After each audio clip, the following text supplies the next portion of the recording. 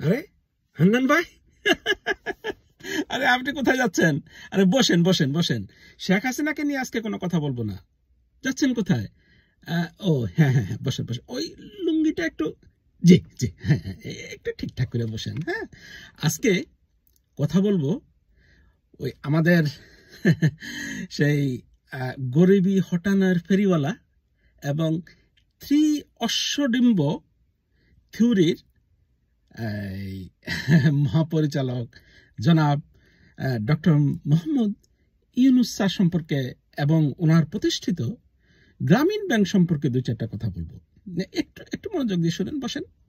আরে বলছি তো, বলছি বসেন বসেন, শান্ত হইয়া বসেন। জি, আমি 80 দশকের শেষের দিকে এবং 90 দশকের শুরুর দিকে, একেবারে শুরুর দিকে গ্রামীণ ব্যাংকে কিছুদিন কাজ করার সুযোগ হয়েছিল। হ্যাঁ জি, হ্যাঁ সেখানে কাজ করেছিলাম। সুতরাং গ্রামীণ ব্যাংক সম্পর্কে ইনসাইড এখানে কি হয় না হয় আমার অভিজ্ঞতা থেকে এই দু চারটা কথা আপনাদেরকে শোনাবো। আপনারা একটু শুনবেন তো? জি জি হ্যাঁ হ্যাঁ হ্যাঁ, বলছি বলছি শুনেন। প্রথম কথা হলো যে আমরা কিভাবে সদস্য নির্বাচন করতাম, অর্থাৎ কাকে আমরা কিভাবে ঋণ দিব সেটা কিভাবে সদস্য আমরা নির্বাচন করতাম।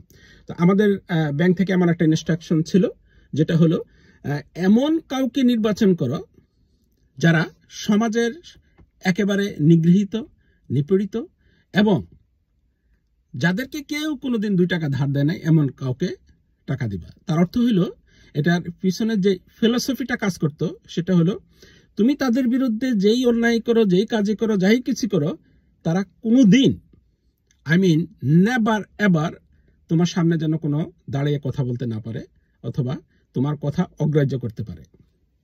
সেভাবে আমরা সদস্য নির্বাচন করতাম।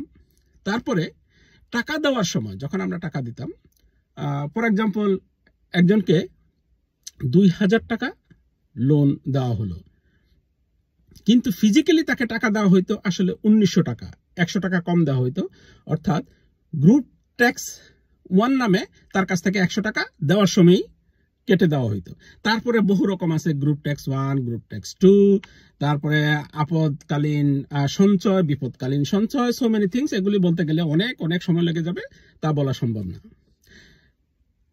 যে কথাটা আমি বলতে চাচ্ছি সেটা হলো, এই যে 2000 টাকা, 1900 টাকা দিয়ে তাকে 2000 টাকা ফেরত দিতে হবে, নাম্বার 1।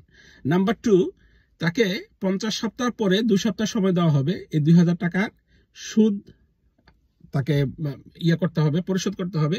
সেটা কিন্তু প্রথম দিন থেকে যে 2000 টাকা ঋণ নিয়েছে, 49তম সপ্তাহ এবং 50তম সপ্তাহ, সেটা কিন্তু 2000 টাকা ধরেই সুদ নির্ধারণ করা হইতো।